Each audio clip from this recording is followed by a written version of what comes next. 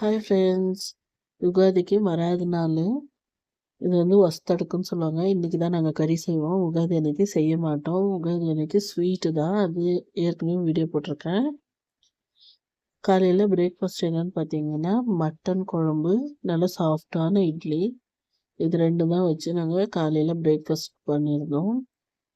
இட்லி நல்லா பஞ்சு போல் இருந்தது. மட்டன் குழம்போடு சாப்பிடும்போது சூப்பரான டேஸ்ட்டு காம்பினேஷனாக இருந்தது.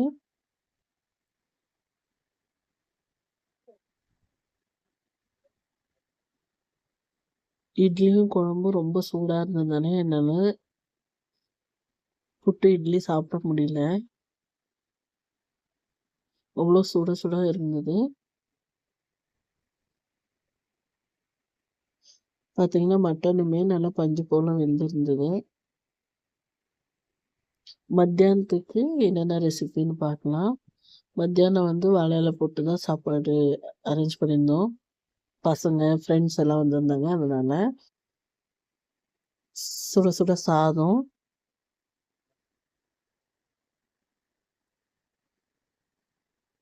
மட்டன் பிரியாணி, இது சிக்கன் பிரியாணி, இது சிக்கன் செட்டிநாடு வறுவல், அது சிக்கன் 65, இது மட்டன் பெப்பர் ட்ரையாக ஃப்ரை பண்ணி வச்சுருக்கேன். இது மட்டன் மதுரை எண்ணெய் கறி, நல்லா சுக்காவாட்டம் நல்லா ஃப்ரை பண்ணியிருக்கேன்.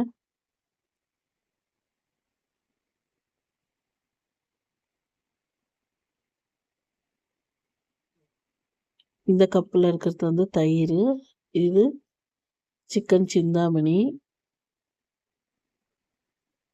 இது சிக்கன் வறுவல், நல்லா ட்ரை ரோஸ்ட் மாதிரி. எல்லாமே இன்றைக்கி அதிகமாக ட்ரை ரோஸ்ட் தான் பண்ணியிருக்கேன்.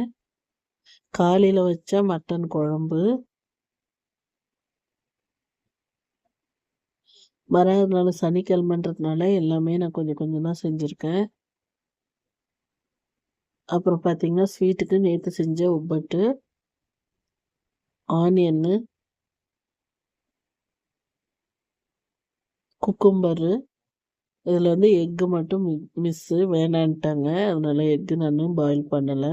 இந்த வீடியோ பிடிச்சிருந்தா லைக் பண்ணுங்கள். தேங்க்யூ.